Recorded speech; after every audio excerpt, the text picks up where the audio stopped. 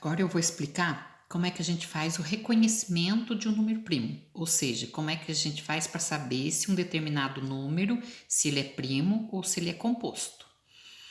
Bom, para a gente saber se um número é primo ou é composto, a gente vai ter que fazer divisões, tá? Tem casos que a gente vai ter que fazer poucas divisões, tem casos que vai ter que fazer muitas divisões. Bom, só que quando a gente vai fazer a divisão, a gente tem que fazer divisão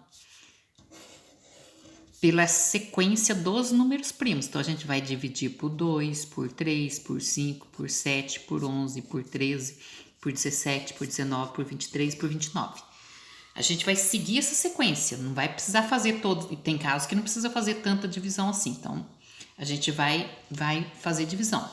Como que a gente vai saber se a hora que a gente vai parar de fazer divisão? Então, a gente só vai parar de fazer divisão quando a gente tiver ou uma divisão exata, que é divisão com resto zero, tá? Quando der uma divisão exata, eu paro de fazer divisão, porque se eu deu divisão exata é porque esse número é composto. Ou se der uma divisão em que o quociente é menor que o divisor. Como já falei em outras aulas, quociente é o que fica aqui e divisor é o que fica aqui na divisão. Então, quando o quociente, vou pôr Q de quociente, e aqui é D de divisor. Quando o quociente for menor que o divisor, eu paro a divisão. Porque nesse caso o número vai ser primo, porque não vai dar divisão exata por nenhum outro número. Mas aqui tem alguns exemplos para vocês entenderem melhor o que eu acabei de explicar.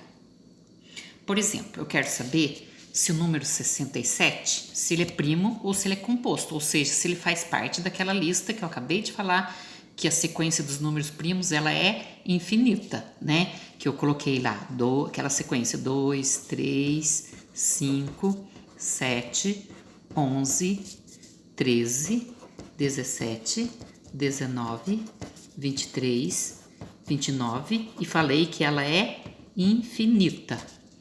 Se ela é infinita, será que o 67 vai fazer parte dessa lista? Vamos ver se vai fazer parte? O que eu vou fazer? Vou pegar o 67 e vou dividir pelo primeiro número primo, que é 2. Divisão por 2. Na última aula eu ensinei as regrinhas de divisibilidade. Não preciso eu fazer essa divisão, perder tempo fazendo essa divisão, para saber se vai dar divisão exata por 2 ou não.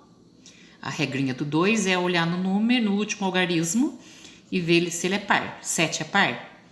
Não, 7 é ímpar. Então, 67 não é divisível por 2. Então, aqui, vou pôr não aqui, porque não vai dar divisão exata. Então, não preciso nem fazer essa divisão. Depois do 2, eu vou dividir por 3. Vou pegar o 67 e vou dividir por 3, que é o próximo número primo. A divisão por 3 também não precisa fazer, porque eu ensinei a regrinha do 3 justamente para quando chegar nessa matéria, vocês não perderem tempo. Então, vamos usar a regrinha do 3. Não preciso perder tempo fazendo divisão. Qual que é a regrinha da divisibilidade por 3? Somos algarismos. 6 mais 7 dá 13. 13 é divisível por 3? Não. Então, 67 também não é divisível por 3. Então, não adianta nem perder tempo fazendo essa divisão. Depois do 3, a gente vai dividir por 5, que é o próximo número primo. Divisão por 5 também não tem necessidade de fazer, porque eu ensinei a regrinha da divisibilidade por 5. Só olhando no número a gente sabe, então não precisa perder tempo fazendo divisão. A regrinha da divisibilidade por 5 é o número tem que terminar em 0 ou 5. Termina? Não. Então 67 não dá divisão exata por 5.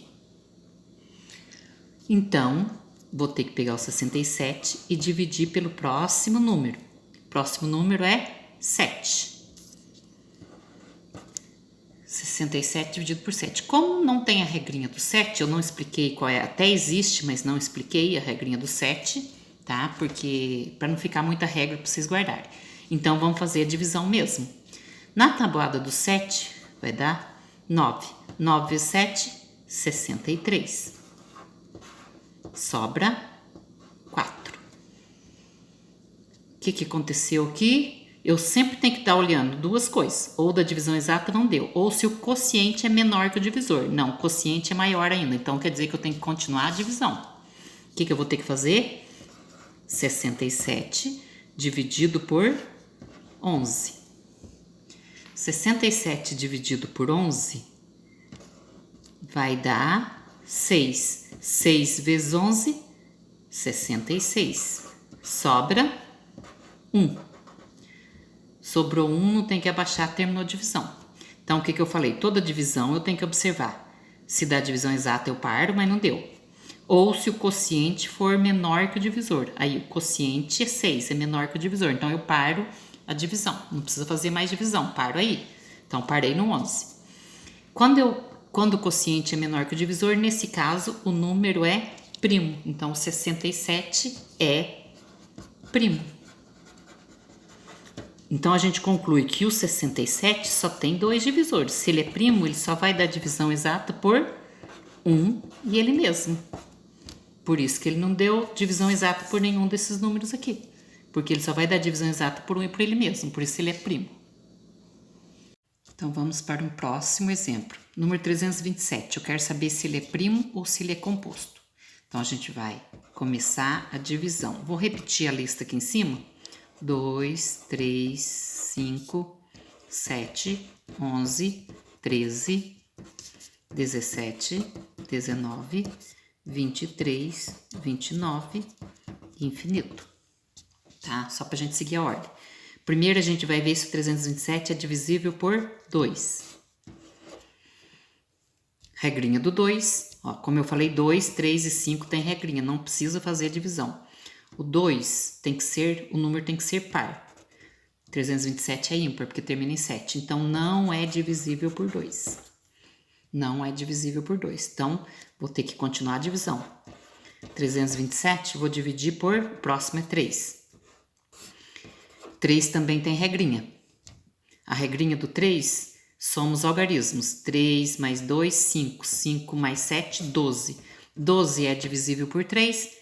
Vai dar divisão exata. 327 dá divisão exata por 3. Vou fazer rapidinho aqui. Nem precisa terminar isso aqui. 1 vezes 3, 3, sobra 0. Abaixo 2. 2 não dá divisão exata por 3. Quando eu abaixo o número e ele não dá, eu tenho que acrescentar um 0 no quociente para baixar o próximo, que é o 7. Aí vai dar 9. 9 vezes 3, 27, sobra 0. Aí deu divisão exata, tá vendo? Então, deu divisão exata. Quando dá divisão exata, eu paro a divisão, porque o número 327, vou pôr aqui do lado, o número 327, ele é composto. Se ele é composto, ele tem mais de 2 divisores. Então, vou colocar aqui, divisor de 327. 1, a gente sabe que todo número é divisível por 1. Por 3 deu divisão exata. Se por 3 deu 109, quer dizer que se eu dividir por 109, vai dar 3. Então, 109 também é. E por último, ele mesmo. O número 327, com certeza, vai ter mais divisores aqui, ó. Só que aqui eu encontrei só 4, porque eu não quero encontrar os divisores dele agora. Eu só quero saber se ele é primo ou se ele é composto. A gente acabou de descobrir que o 327 é composto. Próximo exemplo, a gente vai ver o número 161, se ele é primo ou se ele é composto. Então, como eu falei, a gente vai fazer divisões. Vou começar dividindo 161 por 2, que é o primeiro número primo.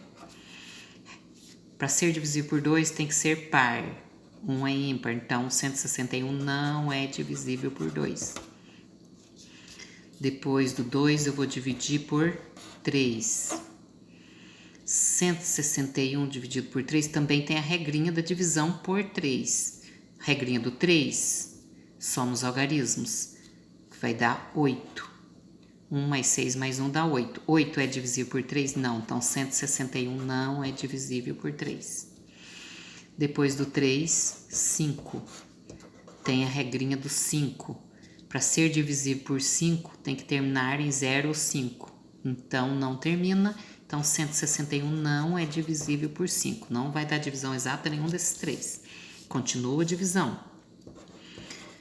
Próximo número é o 7. Já dividi por 2, 3, 5. Próximo número da sequência dos números primos é o 7. Vou dividir por 7. 161 dividido por 7, como eu falei, 7 não tem regrinha. Então, vamos fazer a divisão mesmo. 16 dá 2 vezes 7, 14. Sobra 2. Abaixa 1. 21 dividido por 7 dá 3. 3 vezes 7, 21. Sobra 0. Deu divisão exata, eu paro. Então, sempre quando você está fazendo a divisão, você vê se dá divisão exata ou se o quociente é menor que o divisor. Deu divisão exata, eu paro. Se não tivesse dado divisão exata, eu olhava no quociente se ele é menor que o divisor. Mas aqui deu divisão exata, eu paro.